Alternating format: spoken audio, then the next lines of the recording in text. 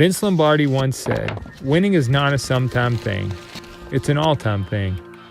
You don't do things right once in a while. You do them right all the time. Winning is a habit. Unfortunately, so is losing. I've learned in my career I'm only as good as the tools I use. 12 for Levi Morgan. One chance, one moment, one shot.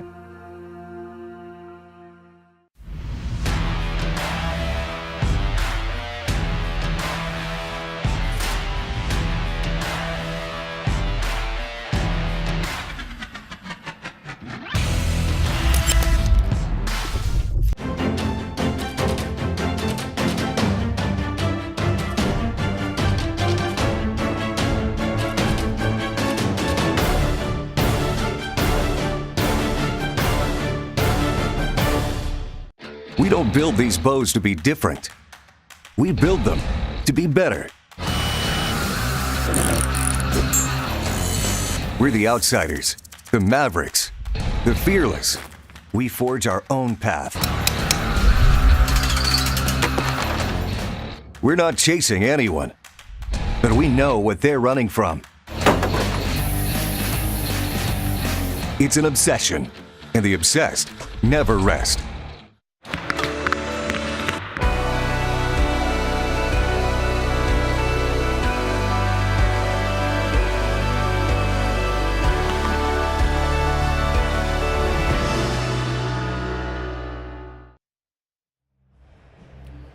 Hey everybody, welcome to our continuing coverage of the 2019 Vegas shoot. I'm your host PJ Riley. We are live here at the South Point Casino and Hotel. Check out that scene behind me.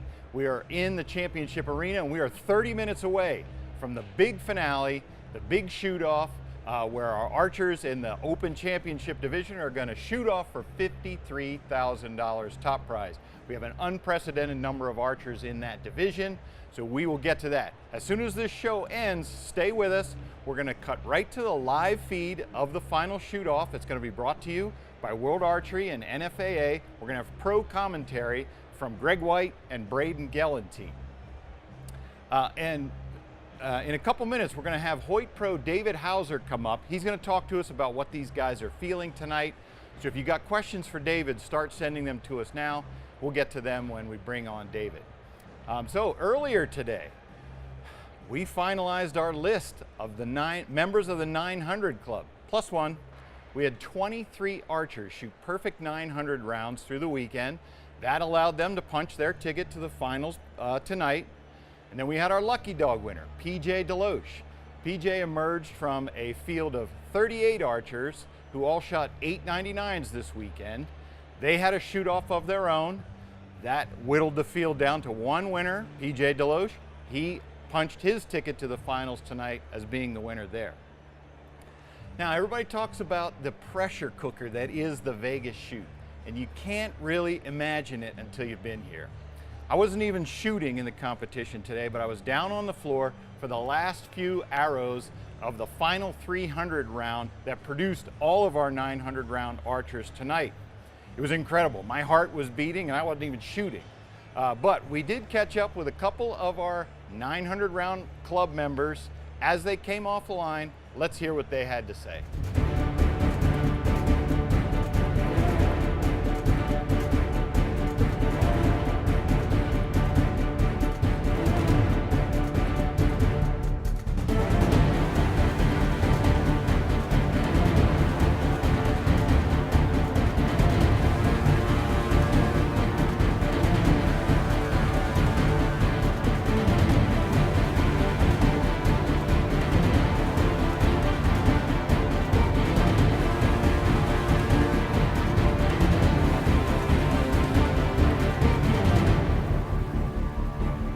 Steve Anderson, you made it 900. Yeah. How's it feel? Always feels good. So now we reset and head to the dance and hope to cash out big.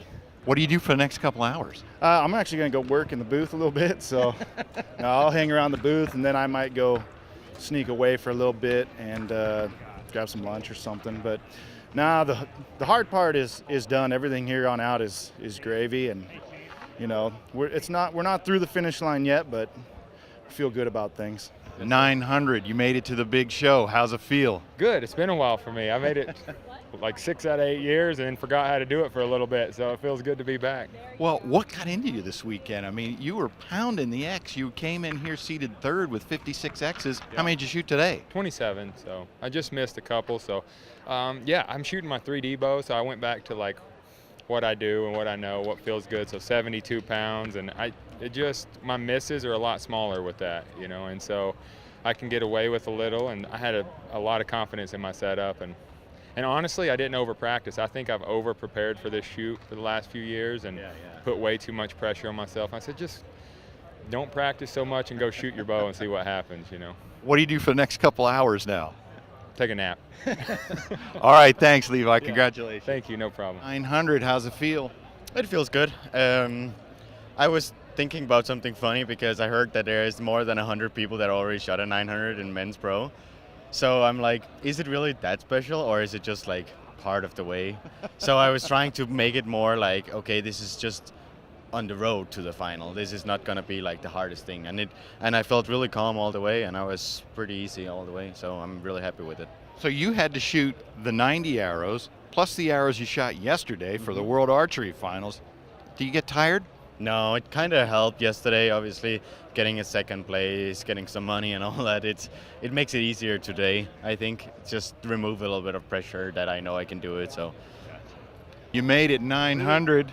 That's awesome, man. With the sweet spot working too. How do you feel about that? That's a big plus. It helped me keep it together because the nerves are real down here, that's for sure. Talk about that. So that's what it's designed for. That's what you designed it for, to give you that confidence when the nerves. I mean, you always said you'd lose the feeling in your hands. That's right. I lost the feeling everywhere. I had it in my legs, my knees were shaking. Last year I was puking in the trash can, and it gives you a little more confidence. You know, I had green light and like, just put it in the middle, so it worked. Felt good all weekend. Your shots did. My shots got better. It seemed like every shot the whole tournament got better and better. So X count went up every time and ended on 3 X's every day. So right. So what do you do now? Next couple hours? Sweet spot installs. Felt pretty good, actually. I didn't get real nervous on the last end there, so you never can tell how it's going to go in the last end or in the last shot, especially. And I was watching Levi Morgan's thumb twitching around. I'm like, oh man, I hope I'm not like that. But I mean, he's shooting great, and he shot through it. So I think he'll do well, and I feel good. But it all depends on how you're feeling in the shoot off, and so that's quite a few hours away, and we'll just see how it goes. What do you do between now and then? Just take it easy. Do a little bit of praying, a little bit of hoping. Just take it easy, and depending on when it is, and figure out if I'm going to eat or not, and what kind of meal I'm going to eat, and all that stuff. You just got to try to keep an even keel and just do the same thing. So try not to switch it up. Now, we just talked to Donnie Thacker. He was shooting the sweet spot. You're shooting the sweet spot. Yeah. So this would be your first Vegas competition with it on there. Yep. How did that play a factor in this? I tell you, the more I use that device, the more I like it and the more I'm comfortable with it. And I really do. I've been telling everyone asks me, does it really help you, or is it a distraction? And honestly, I think it really helps you. No matter your skill level, I think it's going to help you once you figure out how to use it and everything. So it's been a staple in my training. I've been shooting it for a little over a year now, and I use it every day. And when a battery goes dead on it, I'm like, man, I'd rather just wait until it charges up to shoot again. So, Yep. All right, Jesse. Well, congratulations. We'll see you tonight. All right. Thank you. All right, the house is really hopping behind me here. They're throwing T-shirts up into the crowd. But as we promised, we got Hoyt Pro David Howser. David, come on up here. Good to see you. You too, PJ. What do you think about this crowd here behind us? I think it's typical Vegas fashion. This place is always packed to the gills, so it's these guys deserve it, man. That 900 is quite a feat, so they deserve all these eyes watching them. Well, tell us about that. So 2 years ago, you finished third here. This weekend, you qualified for the Lucky Dog. That's where you finally got knocked out. But what are these guys feeling right now? We're 30 minutes away. Even as you're talking about it, I still get those feelings from when I was down there when I shot my 900. you know, it's just a culmination of all the things that as archers we work towards, you know, all the practice, all the time devoted, and, you know, that fine-tuning our equipment. It's just something that when you finally do it for the first time, it's almost surreal. I'm sure we have a few first-time 900 shooters amongst the mix, which of the 24, I'm sure there has to be a few, but, you know, all the butterflies. But to me, the shoot-off was my accomplishment. I came here to do that 2 years ago. I was excited. I couldn't wait to get out there, and, you know, you're just happy to be there. And then after that, of course, you want to win, but whatever happens, you're out there when 3,000 people weren't. So this is an accomplishment all in itself for these guys. So I'm sure they're very proud, as I was. How do you function? I mean, we were talking earlier, some of the guys here who were shooting their last couple arrows, Donnie Thacker, he said he couldn't feel anything in his body as he shot his last arrows. Well, now we're ratcheting it up, you know, tenfold with this crowd. How do you function in that? You know, I'll be honest, my last arrow was the hardest arrow I fired in Vegas that year. Once I got in the shoot-off, like as I said, I had accomplished something that I'd always dreamed about. Yeah. You know, those last arrows I feel like are harder, which is kind of backwards because it's essentially qualification to get to the big show to try to win that Vegas title. Right. So, but out there, everybody takes it differently. For me, when I get out there, I just try to, you know, get my rhythm, pretend like nobody's watching. You know, I forget about all the eyes, all the cameras, you know, the money. I'm out there just doing my thing, shooting my bow, and I just focus on making a strong shot, executing it, and then, you know, doing the best I possibly can and being happy with the outcome. We were talking to Chance Bobuff the other night. He, of course, will be down here in a couple minutes. And he was mentioning that, you know, a couple years ago, the prize money really ratcheted up. We're at $53,000 this year, crazy, which is higher than ever. But he said the money doesn't really mean anything to you guys. You want to win. Exactly. And the prestige of this tournament is just something that's unlike anything else in the archery world, in my opinion. And it's, you know, you don't think about the money when you're down there, at least I didn't personally. You just want that Vegas title and that win, because with that on your resume and to have that satisfaction of winning it, which I don't personally have that. I know Chance has won this tournament 3 times, so he knows what it feels like. But the rest of us, we want that. We want to know what it feels like to walk away the Vegas champion. So yeah, talk about a little bit how your life changed. I mean, you came in 3rd, which is still pretty up there. What kind of things happened after that? You know, people just knocking down your door. You know, I mean, a lot of people came up to me and congratulated me on that, and it really meant, it was very meaningful to me. And, you know, what the biggest change for me was that I can do this. You know, you come to this tournament, you see the shoot-off, you see the champions. It's something that is almost unattainable at first, when you first start, you know, when you're struggling with those 300s in practice. But a little bit of work at a time, and then when you get there, you shoot that 900. And when I podiumed in Vegas, it was the biggest accomplishment in archery for me to date. And, you know, it was just proved to myself that I can do this, I can win this tournament, and it is at the top of my list in my archery career to accomplish that, and, you know, keep working towards it. Sure. It's just something that I've just dreamed about forever, and I'd love to accomplish that someday. So we got, let's take a couple questions here. Okay. We got the first one up from Justin Fink. He says, where did you get your start? You're from Creekside, Pennsylvania. Yeah. It's a funny story. My dad actually wanted to get me into bow hunting when I was, I believe, 12 or 13. Took me to a local bow shop. He said, if I'm getting you a bow, you're paying for half of it. You know, he's like, I'm not buying you this. You just throw it in the closet and never shoot it. So got my money out and I paid for it. And I'm like, I'm going to shoot this thing if I paid for it. Started doing that, went to some local tournaments, saw some guys with, you know, some very technical looking bows, target setups. I'm like, I want to try that. Don't know why. Yeah. One thing led to another. My first shoot was at the Sportsman Show where I seen Lancaster Archery as the Great American Outdoor Show. Yeah. Shot that tournament, got second.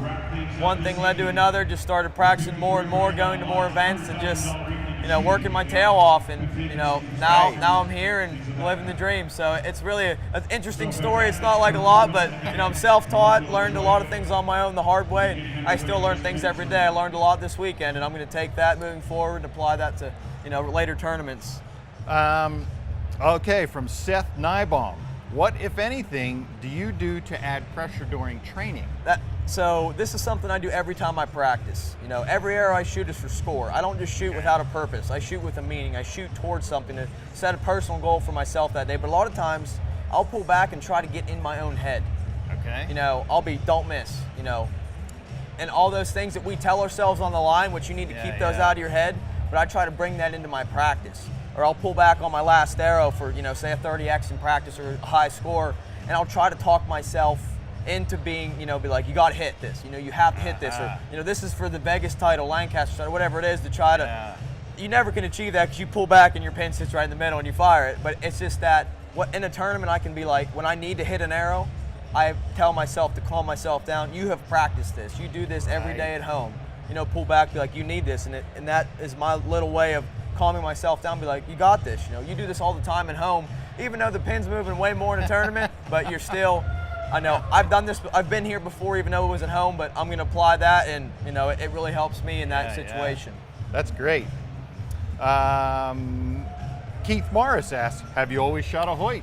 That first bow I talked about when I started, I actually started shooting a bear. That was a local bow shop at the time with my first hunting bow. Sure. And then once I believe I shot bear for 1 or 2 years, shooting competitively when I was 12 or 13, and I've shot a Hoyt ever since and never looked back. That's awesome. Well, Chuck Cooley, he asked a question that I was going to hit you with. Put you on the spot here. Who's your pick tonight? Oh, man. That's a hard question, because in the years past, it's been a wild card, especially last year with the Lucky Dog. We found out months later he was the champion year. I remember Sergio was a Lucky Dog. Yeah. I think it's going to really come down to the guys that are most experienced down there. The guys have been in that situation, know how to handle it. You have Chance, Jesse, Levi. Those guys have been in there 5, 7. I know this is Chance's 14th time in the Vegas shoot-off. Ridiculous. And experience comes into play, but Mikey's also won this 2 times, and he's stone cold down there. So exactly. I can't really put my finger on a pick, because especially there's 25 guys. There's so much talent down there. Right, the guys that shot 900, because they go shoot 3Xs and win. Yeah. So I have a hard time answering that, because there's so much talent in this shoot-off that it's really hard for me to say. How many were in your field the year you? I want to say with the Lucky Dog it was 14. Okay. It was around 13 to 15. I want to say it was 14. So this is 10 more archers, and I believe the year I was in, it went 6 ends. This could go one end or it could go 10 ends. You really never know. That's why I said it's so tough to put your finger on who's going to win, because all that talent. If you can shoot a 900, you can win this tournament, because it sometimes it only takes 3Xs, and sometimes could take 30. Right. Do you think that having a bigger field, is that better, worse for all the guys down there? Does it make a difference at all? Personally, I don't think it makes a difference, because down there, for me anyway, I wasn't thinking about the other guys on the field. You're down there, this is a tournament against yourself.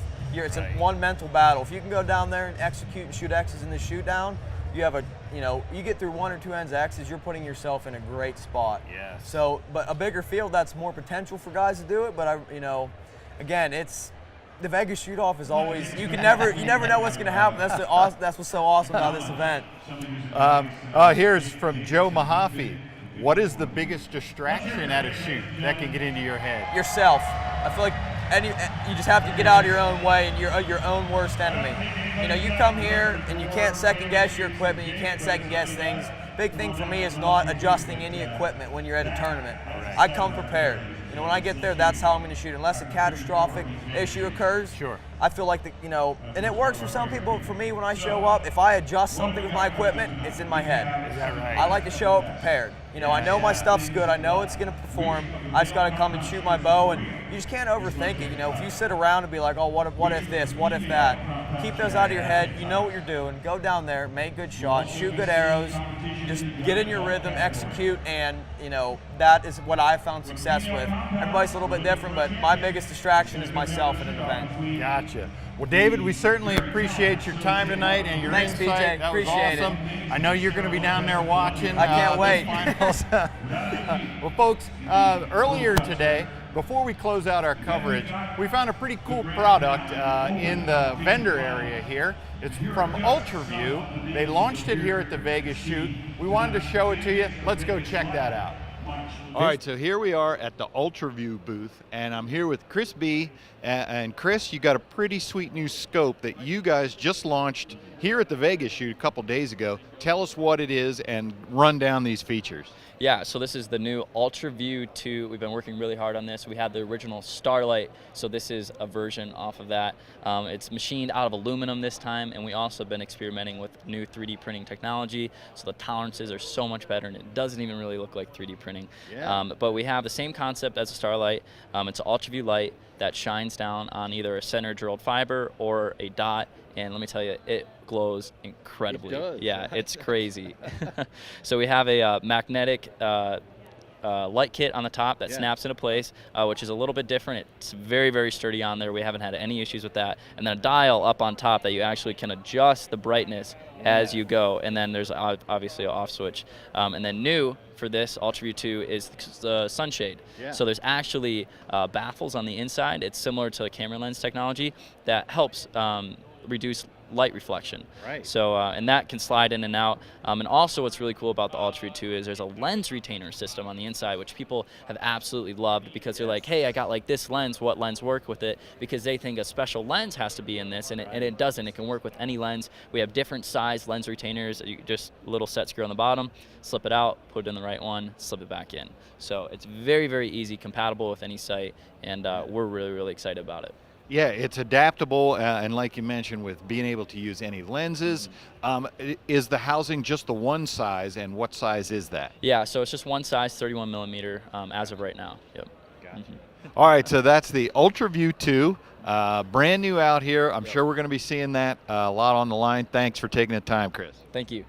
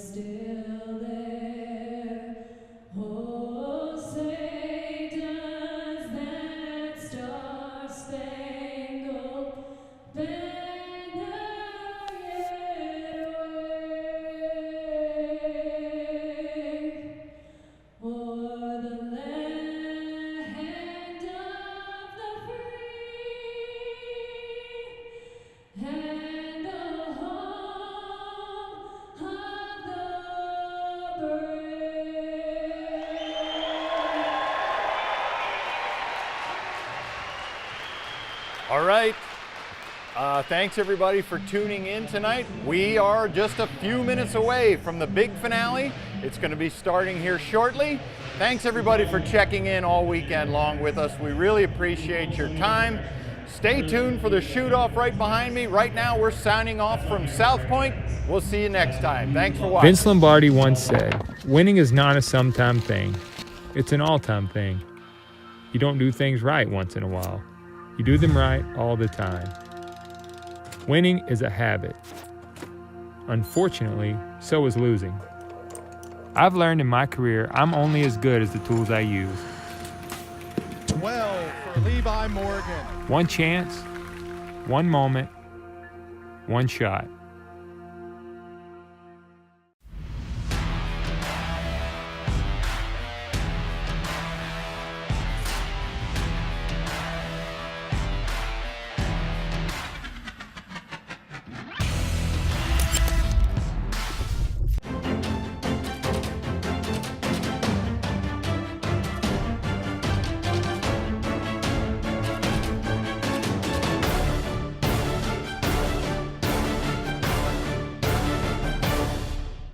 We don't build these bows to be different. We build them to be better. We're the outsiders, the mavericks, the fearless. We forge our own path. We're not chasing anyone, but we know what they're running from. It's an obsession, and the obsessed never rest.